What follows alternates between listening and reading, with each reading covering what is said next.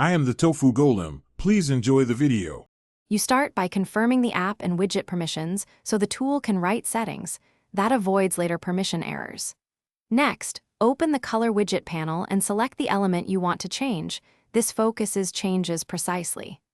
Once done, pick a color mode: RGB for exact mixes, HSL for intuitive hue control, or HEX for copy-paste consistency. Make sure to test a tiny change first, so you see immediate feedback before proceeding with full adjustments.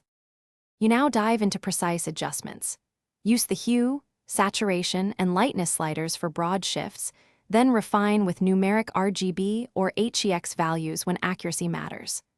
Once you have a base color, apply opacity with the alpha slider or type a 0-100% value to blend correctly with backgrounds. Make sure to preview live-in context so contrast and accessibility remain good. And lock unrelated layers to prevent accidental edits as you iterate on the selected element. You finish by saving presets or exporting CSS/HEX snippets so your color choices are reusable across projects. This speeds future work. Then test the result on several backgrounds and devices to confirm legibility and consistency. If something goes wrong, first check widget permissions and whether the target layer is locked or masked, because those block changes.